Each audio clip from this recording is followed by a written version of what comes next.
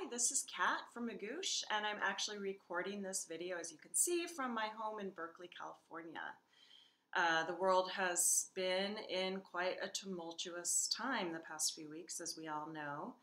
And here in the Bay Area, this is our fourth day of being in a mandated shelter-in-place situation, meaning working from home, everything's closed, no gym, no movie theaters, all of my favorite things to do to relieve stress, not an option. And I know that many of you are in similar situations. So today I know that the states of Florida, Pennsylvania, California have enacted more widespread measures, and many, many other states also. So this is affecting all of us. We all have different situations geographically in terms of our life setup, but on another level, we're all in this together. And I hope you feel that solidarity, and I hope you can view Magoosh as a pillar of support for you during this time, as a resource. And here at Magoosh, we've been talking a lot with one another about our students' experiences and how we might better be able to support students. And so that's part of what this message is about. But more broadly, I just hope that you see us that way, and that if you have questions, you feel like you can reach out and ask for the guidance that you need, even if it's maybe just slightly broader than just the raw content on the MCAT. You know, we'll do what we can. We don't have a lot of answers about admission cycles and things like that. I will try to address a few of them here in this video. My main message here is just to keep your priorities in check and make sure to take care of yourself, take care of loved ones. The most important things, of course, are health, safety, relationships. And when it comes to your MCAT tests, testing dates, admission cycles, that's a really big deal. I mean, it's probably the biggest thing going on for many of you right now in your life. However, if it gets postponed a little bit, you're in it with a whole lot of other people in the exact same boat. It'll be a real disappointment. It'll be frustrating. But it's not nearly as important as the essentials: health, safety, community. Okay? So I know a lot of you are saying, okay, so yeah, I get that, but here I am, and I've got time, and now I've got even extra time because my tests were canceled. What do I do? So a few of you have experienced this really unfortunate situation. March 27th, April 4th, these are testing dates that are now, they're closed. The MCAT has canceled those dates. The best way to stay abreast of this information is directly through the websites of AAMC and also Pearson. So AAMC sets the testing dates at the global level, national levels, and then Pearson is the one that figures out accommodations by testing site. And they've only announced the cancellation of those two dates so far, and they are already trying to find alternative testing dates. However, this is going to vary a lot by site. So rather than trying to read every single thread on Reddit, I recommend logging into AAMC and Pearson maybe once every few days max, and then just seeing what are the testing site availability, what does the availability look like in your region. So I went in today as a sample student, and I was able to find a testing date at the end of May. That was the earliest I could find in my region. And I know others are saying April. You know, it really varies. And of course, you know, there is a chance that you'll find another date and that could be canceled, right? I mean, I'm not trying to put the fear in you. This is what you're already thinking, and it goes through our thoughts as we try and plan strategically.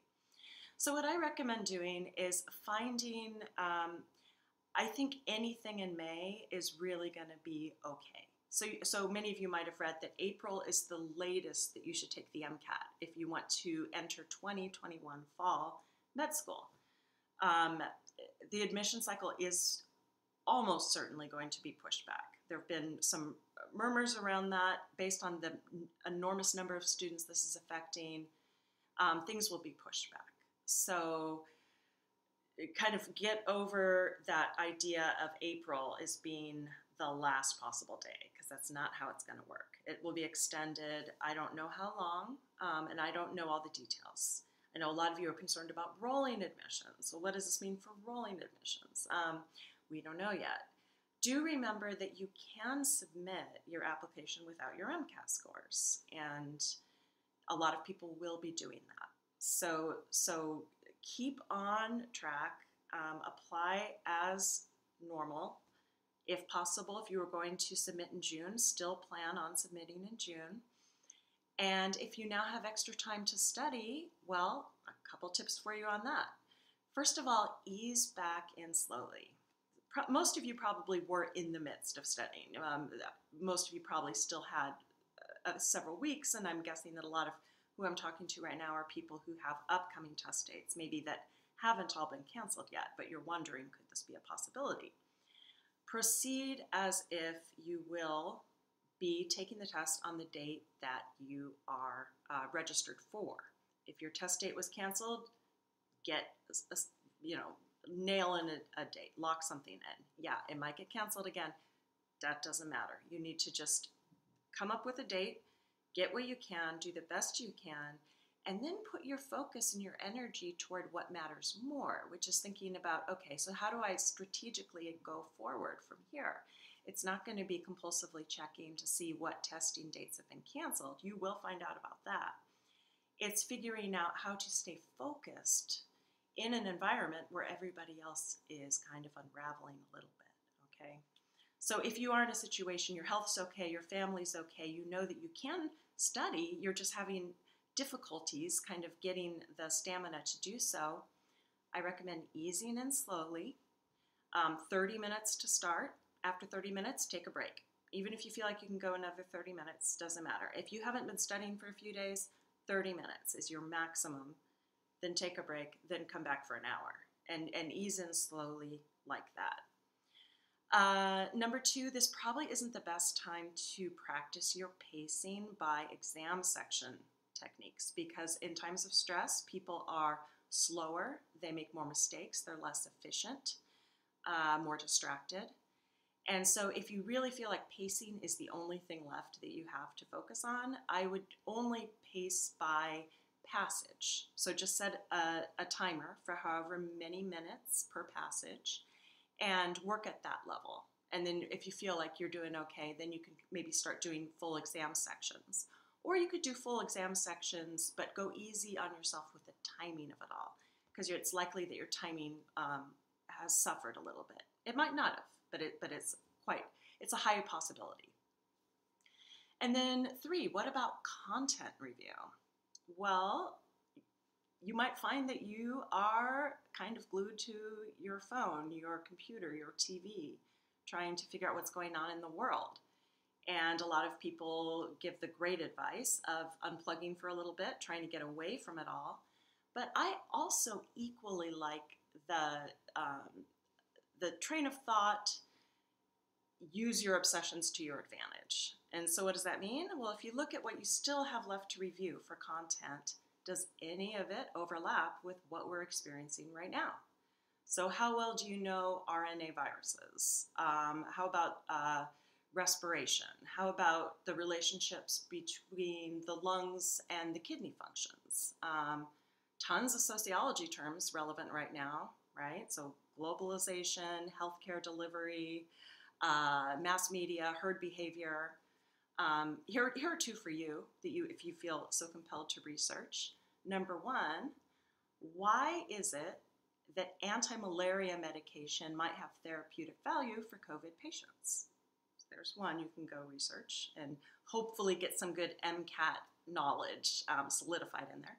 And number 2, where did the term social distancing originate from? Or rather, let me back up a little bit. Not where did it originate from, but what is the original sociological meaning of that term? And I'll give you a hint, it has nothing to do with health or illness. And it is a term that is over 100 years old in sociology. Social distancing. See, what we know is that when people learn things that are relevant to them, that have some sort of meaning, some sort of emotional impact, they learn it better and they retain it longer. So use this to your advantage. And I just know that I'm wishing you a really graceful journey through this turbulence. And I hope you take good care. Bye-bye.